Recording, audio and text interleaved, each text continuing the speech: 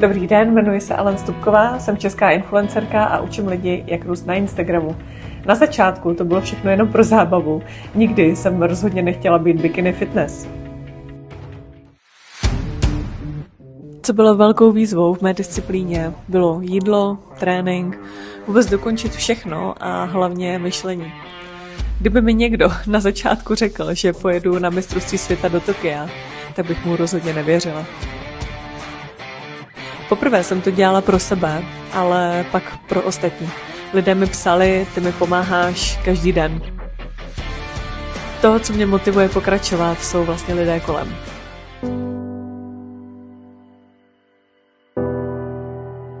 Tohle je moje první medaile z první mezinárodní soutěže a ta je pro mě nejdůležitější, protože na téhle soutěži jsem se třásla a chtělo se mi brečet.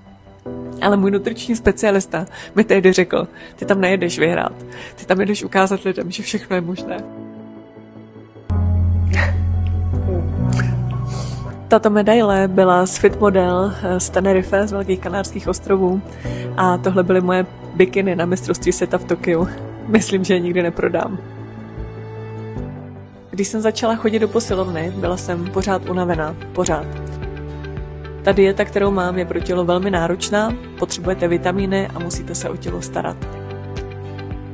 Měla jsem 2 soutěže před Fitline a 2 soutěže a také mistrovství světa po Fitline. A cítím rozdíl. Absolutně. Fitline mi změnil život. Můj nejoblíbenější produkt od Fitline je Power Cocktail a Restorate. Než jdu do posilovny, používám Activase a Monogen. Pokud někdo Fitline nezná a chce začít, stačí začít s optimálním setem a s Activasem. Jak jsem se stala ambasadorem v České republice, bylo to hlavně díky tomu, že jsem z výrobků nadšená. Lidé mě sledují a já jim mohu ukázat rozdíl ve sportu, ale i v běžném životě. A co považuji za nejdůležitější, je komunita pro lidi. Protože nechtějí být na změnu návyků sami. Máme komunitu s tím, jak produkty využívat, pomáháme s myšlením a pomáháme s recepty. Dejte šanci sami sobě, pokud chcete něco ve svém životě změnit. Dejte si šanci starat se o sebe, o své tělo. Dejte si šanci, pokud přijde Fitline do vašeho života. A určitě si ji nenechte vzít.